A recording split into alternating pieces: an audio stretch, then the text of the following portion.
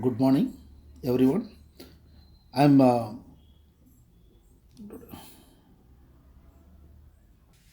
Good morning, students. Today, I'm going to teach the Fourier series. Good morning, students. Today, I'm going to give a lecture on the Fourier series, which comes under physics, not in mathematics, for fourth semester BSc Unit 4. I'm Dr. Sundareshan S. That is Dr. SS, Associate Professor in Physics, Vijay College, Bangalore. I have given the email ID and the mobile number. Kindly pass it on the constructive suggestion through the message or directly to me. To begin with, we are leaving the world of technology.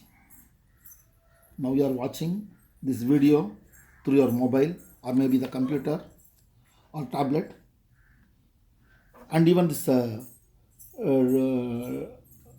4G technology also have come. That is, everything is electrical signal we are leaving around. If you really want to thank someone in particular for all our digital life, I have a good suggestion. Here is our hero, B.J.B. Joseph Fourier. That is at the midst of 17th century. He introduced the idea of periodic functions. And this periodic function can be represented by series of sine and cosine, which harmonically related. What a peculiar words, all this is very difficult for you now. Anyway, we'll discuss. See, this person is Fourier was a promising mathematician. In fact, at the age of 16, he had a lot of different innovative ideas. Lot of ideas erupted in his mind. In fact, he was the first professor of the particular university there in that time. As a student, his ideas were getting very appreciated by a lot of fellow men. When teacher don't come for the class, he used to teach whatever the new ideas to his students. And in fact, some teachers they stopped their lecture and they used to listen to him. And much encouraged by the teachers, he got that new idea in that age itself. That is a Fourier series, and it was a very new idea. See, find out that that whole time he got these ideas, and same the without less with less facilities and no interaction from the outside world. He found that he used to say he always prefer loneliness and think about the topics on mathematics. He was very much interested in mathematics. In fact, during lockdown time in England, Newton 3 months he was imprisoned in his house, was not coming out, and lot of ideas he got it in that time only. How many of you have found new theories? Okay, in French, in France, we can find his statues in different places. Now in our country, lot of politicians, statues, actor statues are there, but they were giving much importance toward the science and arts. But he was working under. See, the problem is, though he's interested in mathematics, but he has given a job of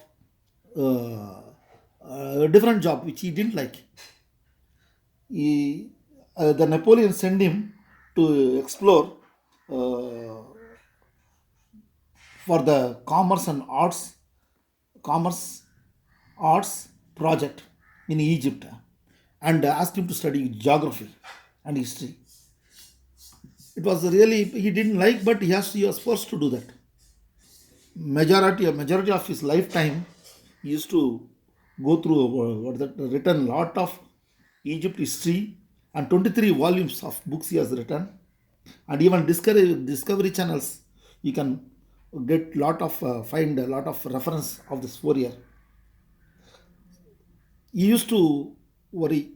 I don't He didn't have any time to analyze on mathematics. He spent only 3% of his knowledge on mathematics, and 7% on history. Therefore, there such a constraint was there, but he was well known for mathematics and his applications more than the 12 12 different field.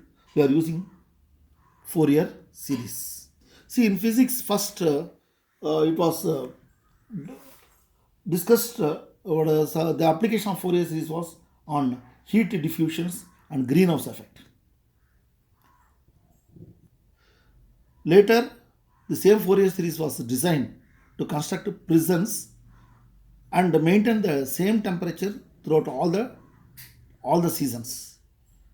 See, now coming back to our topic, first you must know what is periodic function. Look, this is a sine wave. That is, this is y axis, this is x axis.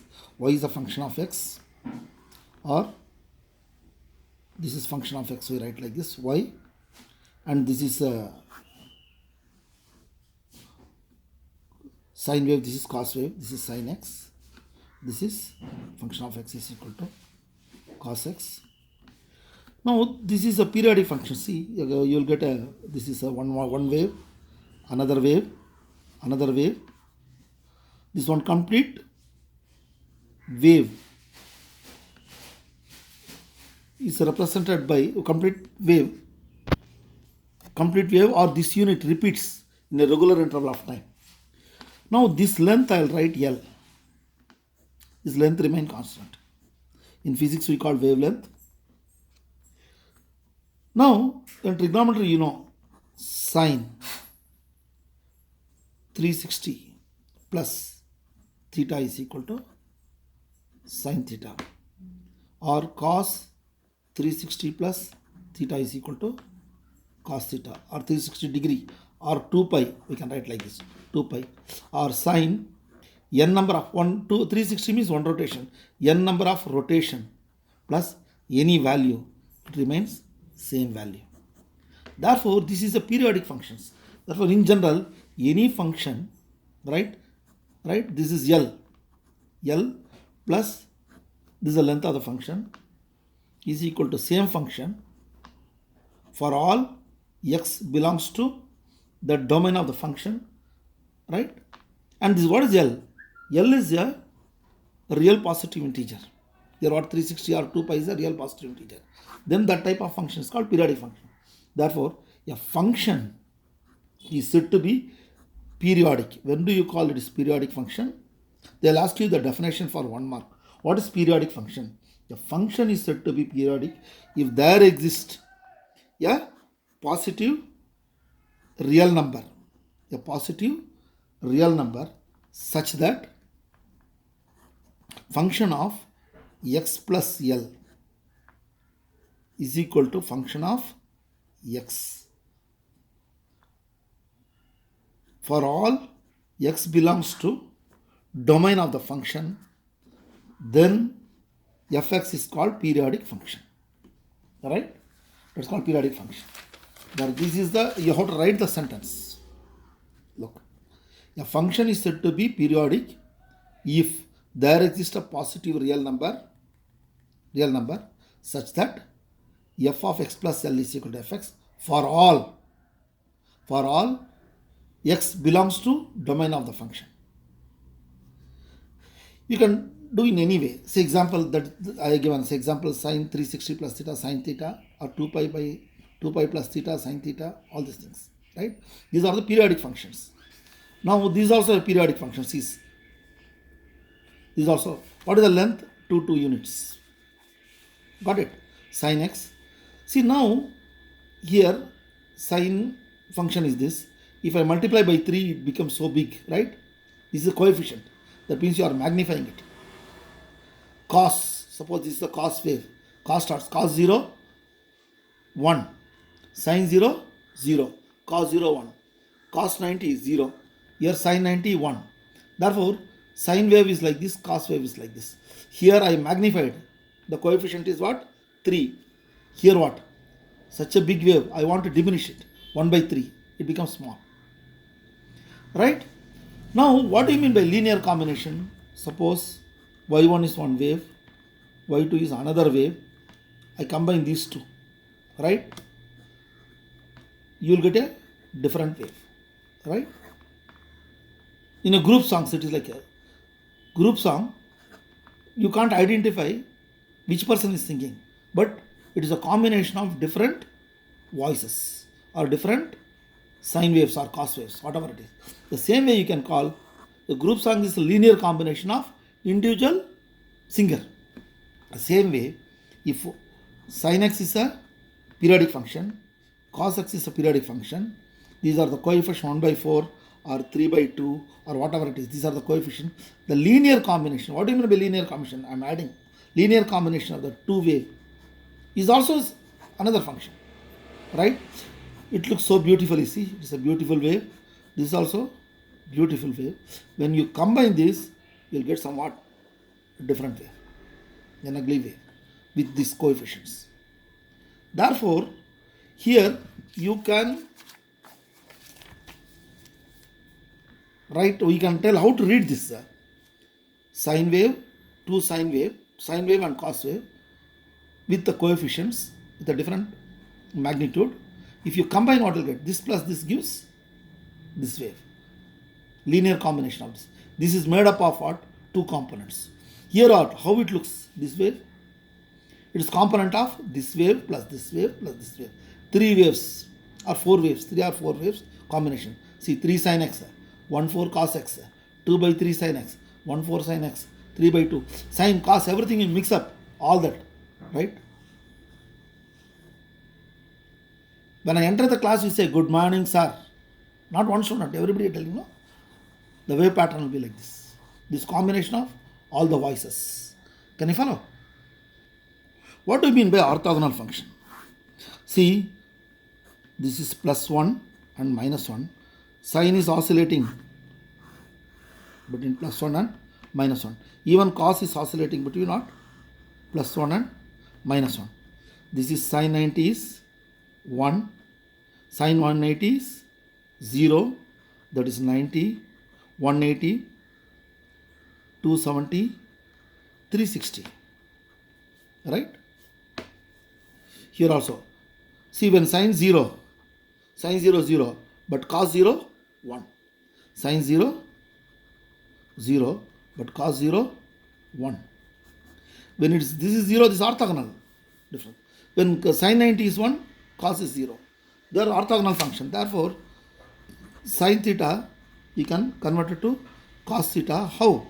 Sine 90 minus theta is equal to cos theta. Similarly, cos 90 minus theta can be converted to sin theta. Therefore, sine and cos are orthogonal to each other.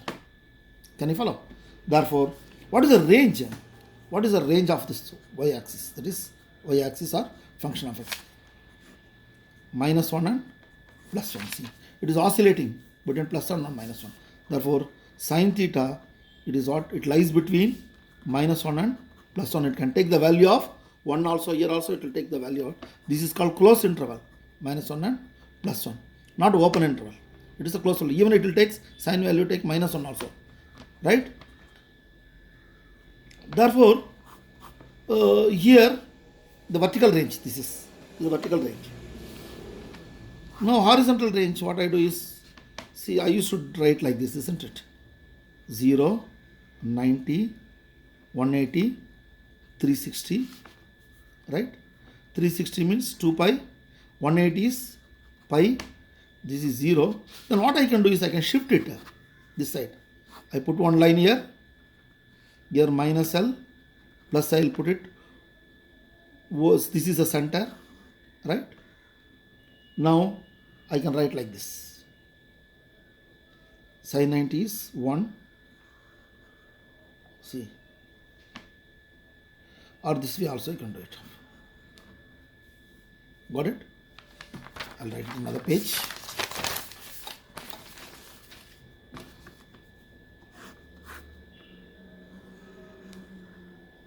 Got it?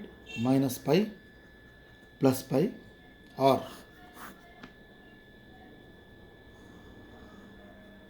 cos function. You can write like this. Therefore, what is the interval here? Pi. But what is the length?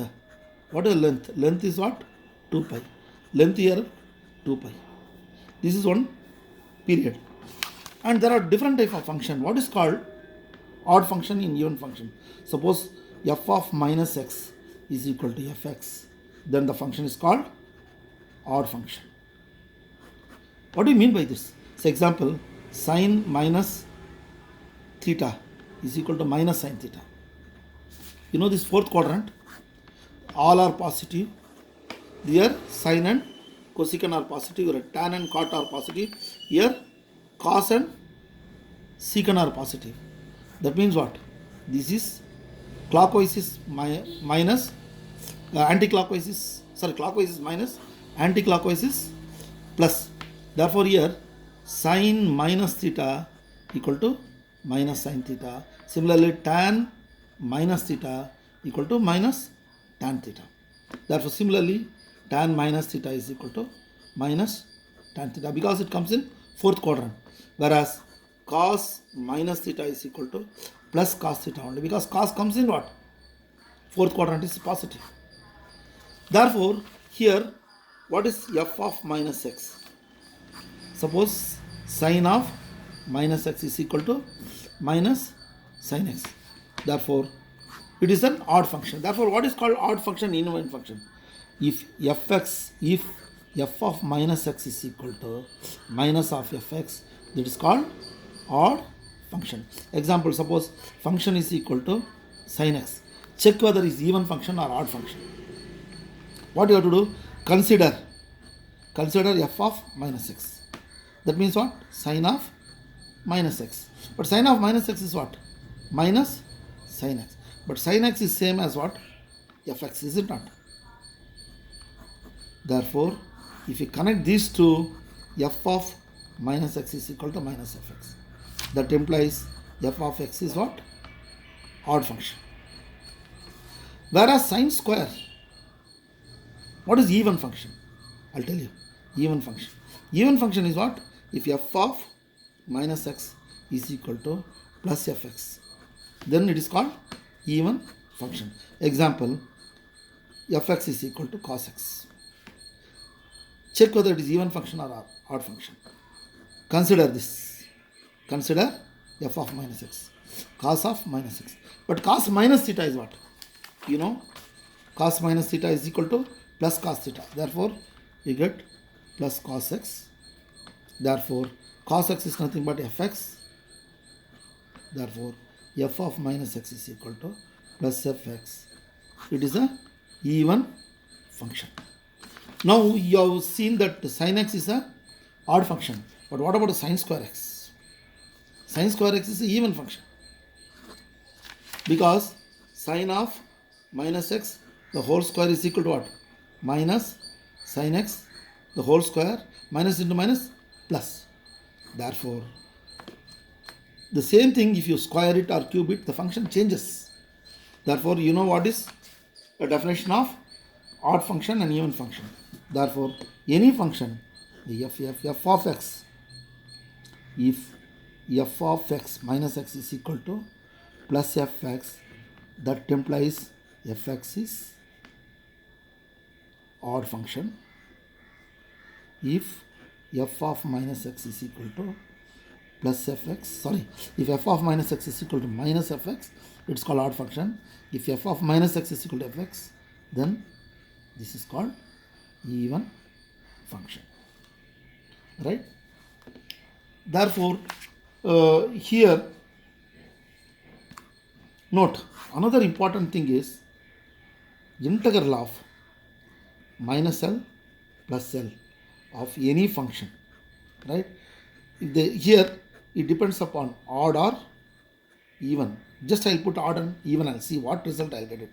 Suppose if it is an odd function, if it is an odd function, you will always get 0. Example, see, f of, you remember this formula, f of, first note, minus L to this function, integrated odd function, you will always get 0. So example, you take it, minus pi to plus pi. I am taking that interval minus pi to plus pi. This is a sine function, is it not? This function is what? Sine x. This is x axis. Therefore, sine x dx. Remember, integration of sine x dx is equal to minus cos x. Integration of cos x dx is equal to sin x.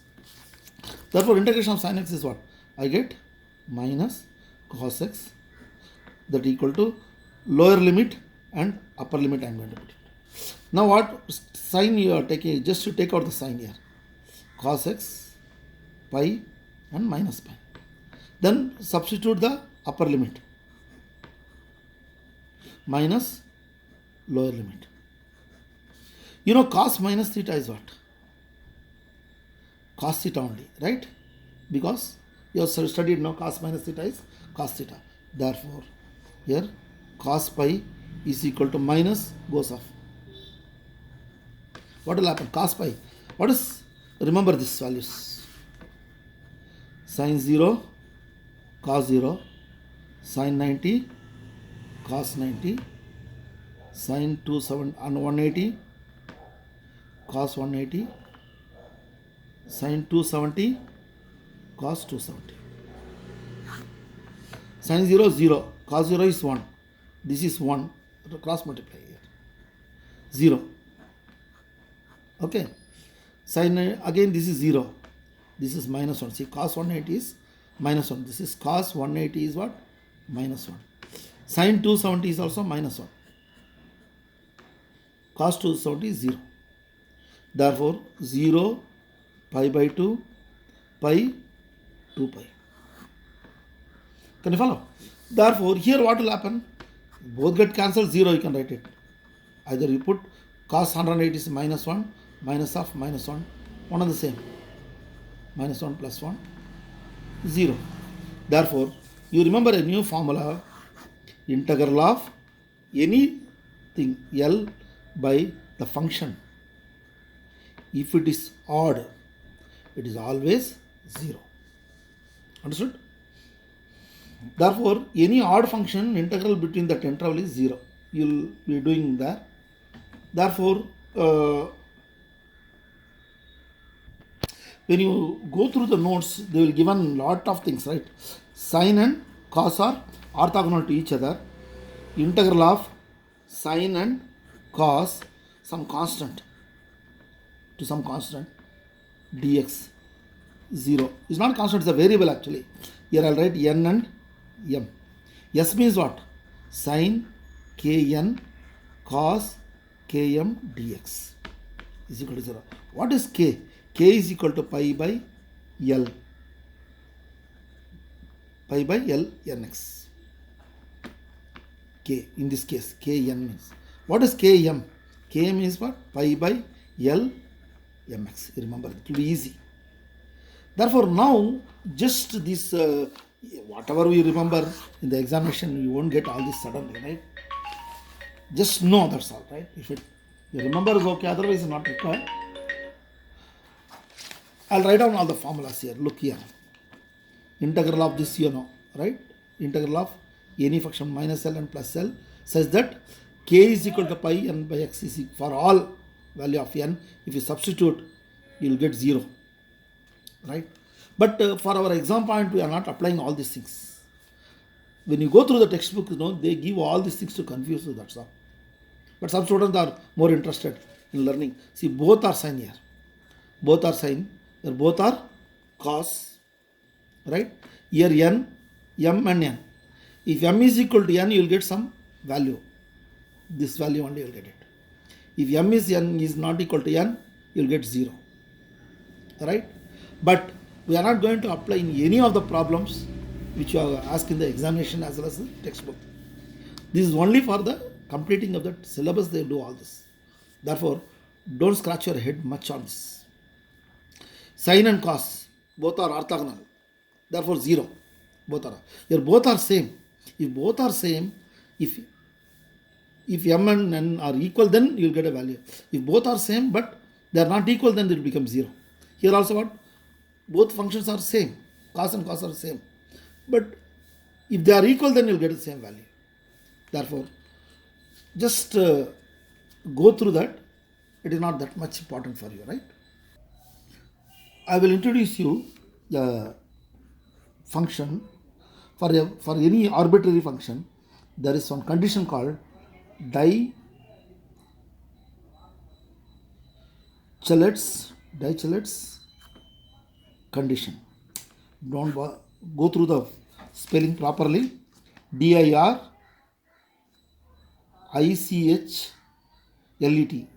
Yes. Dirichlet's condition. I don't know how they pronounce it. Any periodic function, you take it. It expanded in a convergence. What do you mean by convergence? Say example, I'll take you a series 1 by n or 1 by x. I'll take it. Put x different value or 1 by different value of n. Say whatever it is. It's a series. When n equal to 1, what I'll get? When n is equal to 1, 1 by 1 is 1. When n is equal to 2, what will get? Half, is it not? When n is equal to 4, 1/4. When n is equal to 10, 1/10. See, it is approaching towards a definite value, right? As n tends to a large value, 1 by n, the sequence tends to a definite value 0, a definite value, right? Okay. Same way here, how this is particular, this is a series actually, a condition under which a periodic function, this is a number series, but sine and cos or sine, cos, tan are periodic functions. Any periodic function, if converges to a single number, say example, integration of sin x dx 0 to pi by 2, you get one number, you'll get even sine square. Sometime you'll get sin x is equal to 0, depends upon the upper and lower limit, you'll get 0. But definitely sin square x of lower limit and upper limit, minus and plus, converges to some number, it is always less than infinity. Some bigger number, but it is always less than 1. And see, there are two conditions. For the condition is that first the function should exist. Fx is exist. What do you mean by it is exist? It should be a single valued function. It must have it has a finite number of discontinuity in each period. What is finite number of discontinuity in each period? See example, I'll write it like this. This is finite number of discontinuity, right? It must have a discontinuity, and it has finite number of maxima and minima. What do you mean by maxima? Finite number of maxima and minima. See, I'll write it like this.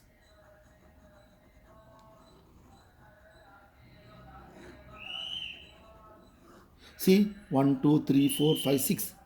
6. Here also 1, 2, 3, 4, 5, 5.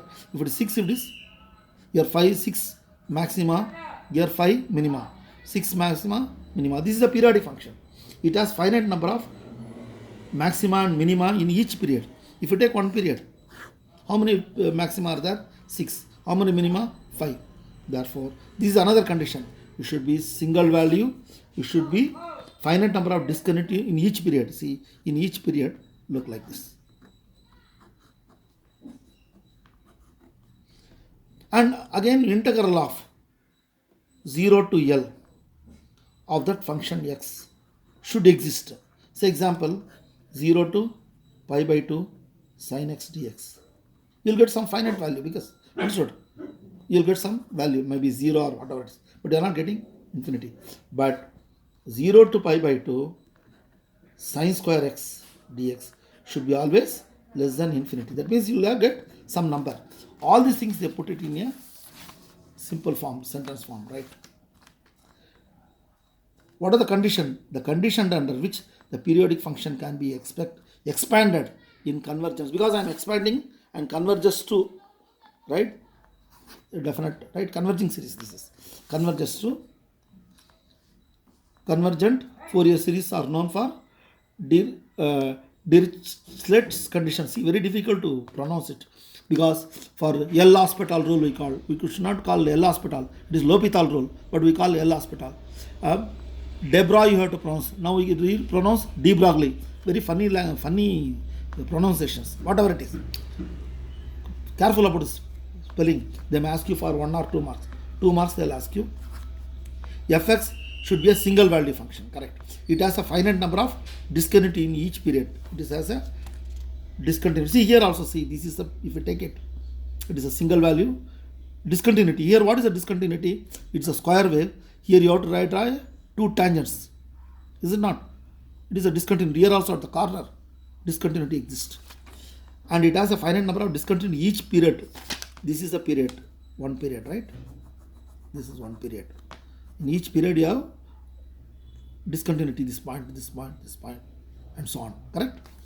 And again it has finite number of maxima and minima in each period. See, in each period how many maxima? 1, 2, 3. Some maxima there, some minima is there. Some maxima is there, minima is there. Finite number of maxima and minima in each period. An integral of 0 to, see this may be what? Sin x, integral of 0 to pi by 2 dx. It exists, and it should exist, and it is finite. 0 is also a finite number. And also if you square it, you will get a number, it should be less than infinity. Right? See, these are the notes compiled by all our department people, right? In fact, whatever I am teaching, it may not be up to the mark for you, but you have to listen to other teachers also, other notes. In fact, a lot of pain has been taken by our department people to compile the notes. In fact, like an actor, I come and teach and go, right? And I don't know how much mistakes are there here, but that is the reason I tell, give a constructive suggestion. Now a statement. Now see, this is one of the compiled, it is the Professor H.S. Balakrishna, the principal of our college. In fact, it's a very beautiful notes he has written, and I am also borrowing from that, and I always take suggestions from different teachers. Learn any truth from any person, from students or teachers or anyone. You should not feel shame to learn, right? If you don't ask the doubts, that is a big shame, right? Now here, what is the Fourier series? This is 1 mark. They'll ask you. Fourier series is the statement, right? A Fourier series, the function is given by the infinite series. What is infinite series? Function of x is equal to half a naught sigma an. See, a naught, an, and bn. They are Fourier coefficients. A naught, an, and bn. Here sigma n 1 to infinity, an, this coefficient, multiplied by cos function. This is what? Even function. Then next bn, right? This is odd function. Bn, odd function. Then what is this? These coefficients.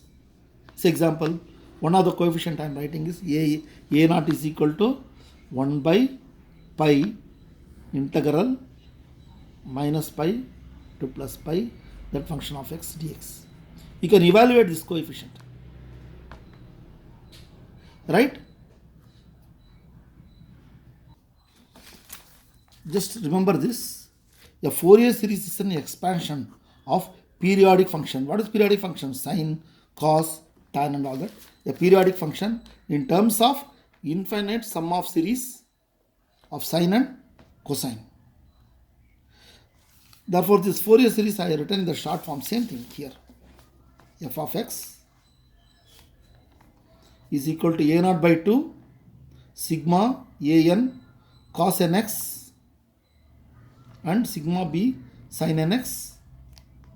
And what is a naught? These are called Fourier coefficients. What are Fourier coefficients? A naught is equal to 1 by pi minus infinity plus infinity fx dx. Here also an. This is a naught. An is equal to 1 by pi. Same thing. Function. Here what? You put this cos also here. Fx. Don't put sine. Some students there put sine.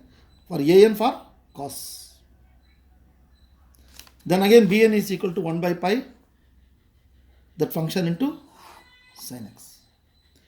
If right, they may ask you what is periodic function. For 2 marks they'll ask you. And define Fourier series. Okay. Therefore, you have just got the what is Fourier series. We will start doing the problem from the next class. Okay. Meanwhile, just go through the different textbook, YouTube, and teachers' notes and your college notes or your friends' notes. Everything, just go through that. And if you have any doubts, consult your other teachers. And if I have done any mistakes, you come and correct me also. Anyway, thank you for listening my class. Thank you.